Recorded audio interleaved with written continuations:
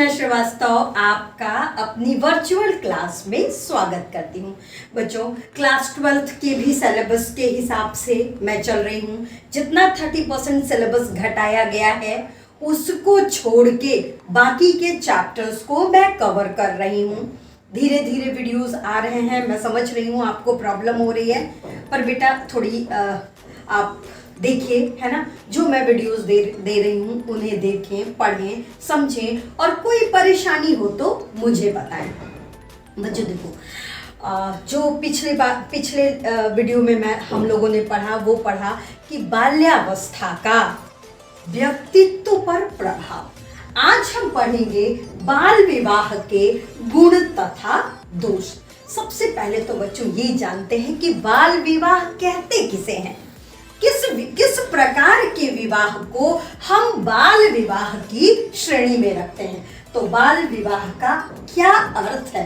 बाल विवाह का सामान्य अर्थ उस विवाह से है, यानी एक ऐसा विवाह जो बालक बालिका को उस अवस्था में कर दिया जाता है जब वे पूर्ण अबोध होते हैं। बच्चों समझ रहे हो ना, यानी उस उम्र में बच्चों का विवाह करना, चाहे वो बालक हो अथवा बालिका, उस उम्र में विवाह करना जब उसे पूर्णतया हर चीज का बोध न हो, अर्थात उनमें विवाह के बोझ और दायित्व को निभाने की शारीरिक और मानसिक योग्यता नहीं होती है। आप भी देखो, विवाह एक ऐसी संस्था है ना बच्चों, जहाँ पे आपके ऊपर बहुत सारे दायित्व आ जाते हैं। तो जब उन दायित्वों के निर्वहन की ना तो शारीरिक क्षमता होती है और ना ही मानसिक क्षमता होती है, तो ऐसे विवाह को हम बाल विवाह करते हैं, यानी बच्चों का विवाह कराना। जो छोटे बच्चे हैं, छोटे बालक बालिका हैं, उनका विवाह करा देना ही बाल विवाह की श्रेणी में आता है। आगे देखते हैं बच्चों कि बाल विवाह की उत्पत्ति कैसे हुई। देखो, आपने ना रामायण में वैदिक काल से चलते हैं। वैदिक काल में देखिए स्त्रियों की बहुत अच्छी स्थिति थी। आप ना रामायण महाभारत में भी देखे, वहां पे स्वयंवर प्रथा प्रचलित थी। तो वहां तक तो बाल विवाह का कोई ऐसा प्रमाण नहीं मिलता है। अगर तथ्यों को तोड़ मरोड़ दिया गया है तो मैं उसकी गारंटी नहीं लेती, लेकिन वैदिक काल तक बाल विवाह नहीं था। ऐसा माना जाता है कि ईसा से लगभग 400 वर्ष पूर्व बाल विवाह का प्रचलन शुरू हुआ। स्पेशली हमारी कंट्री में जब मुगल आए, है ना, तो मुगल क्या करते थे कि जिस हिस्से को जीत लेते थे वहां की लड़कियों को, स्त्रियों को अपहरण करके अपने हरम में शामिल कर लेते थे, जिसके डर से भारतीय समाज में बाल विवाह का प्रचलन शुरू हुआ। तो बच्चों, अब जानते हैं कि बाल विवाह के कारण क्या था, किन कारणों से बाल विवाह को प्रोत्साहन मिलता गया, किस वजह से बाल विवाह बढ़ता ही गया। सबसे पहला है धार्मिक विश्वास। बच्चों देखो, बहुत सारे धार्मिक विश्वासों ने भी बाल विवाह के प्रचलन को बढ़ावा दिया। जैसे ऐसा मानते हैं कि कन्या जो होती है ना, वो उसके रजस्वला होने से पूर्व ही उसका विवाह कर दिया जाए। तो ऐसी धार्मिक मान्यताओं ने बाल विवाह को प्रोत्साहन दिया। दूसरा है बच्चों स्त्रियों की निम्न स्थिति। समाज में एक स्त्री की हमेशा जो स्थिति रही है वह दोयम दर्जे के नागरिक की रही है, अर्थात बचपन में उसका मालिक उसका पिता होता है, युवावस्था में उसका पति और वृद्धावस्था में उसका पुत्र, किसी भी। तो ये जो स्थिति है, जो स्त्री की निम्न स्थिति समाज में है, उसने भी बाल विवाह को प्रोत्साहित किया, यानी उससे भी बाल विवाह निरंतर बढ़ता गया।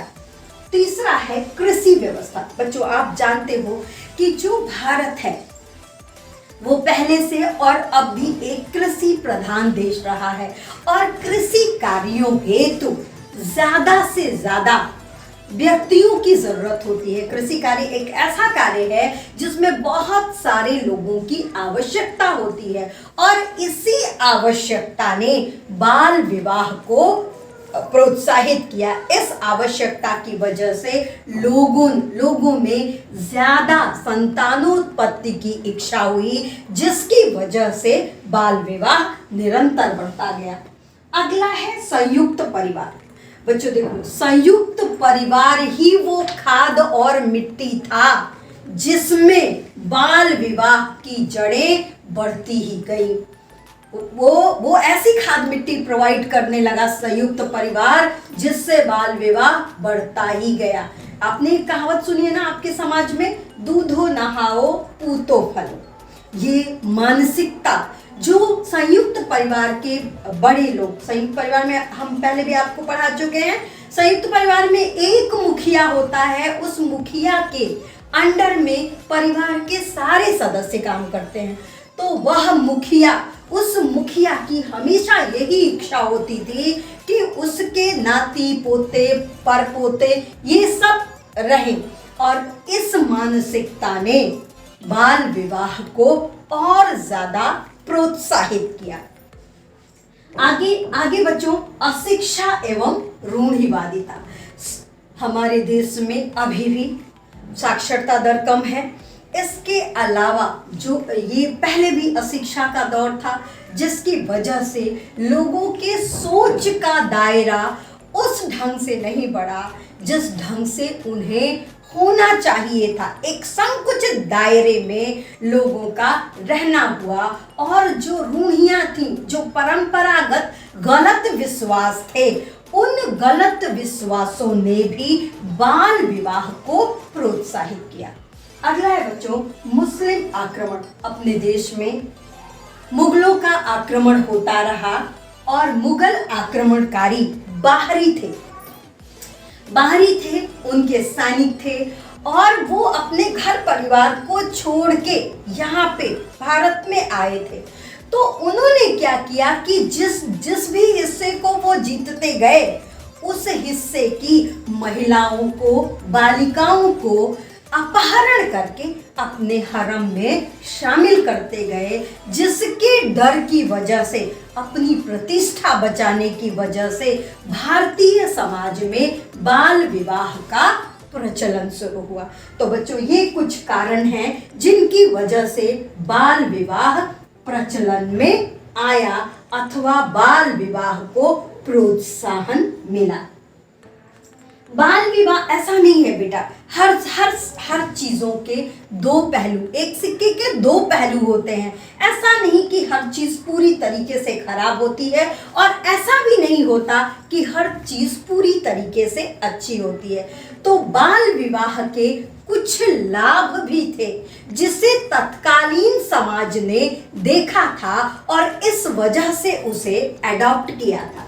सबसे पहले बाल विवाह से क्या लाभ होता है? दायित्व और आत्म उन्नति। देखो, जब किसी छोटे बच्चे का विवाह करा दिया जाता है तो वह, उसकी जो पर्सनालिटी होती है, धीरे धीरे जो उसके दायित्व हैं उनमें वह धीरे धीरे परफेक्ट हो जाता है। यानी लड़के कृषि कार्यों में, लड़कियां गृह कार्यों में धीरे एडजस्ट हो जाती थी और वो उसी में परफेक्शन हासिल कर लेती थी। तो ये एक विशेष लाभ था बाल विवाह का कि उनकी पर्सनालिटी धीरे धीरे, क्योंकि बाल्यावस्था में ना किसी भी चीज को अडॉप्ट करने की क्षमता ज्यादा होती है ना, तो वो उसी हिसाब से ढल जाते थे।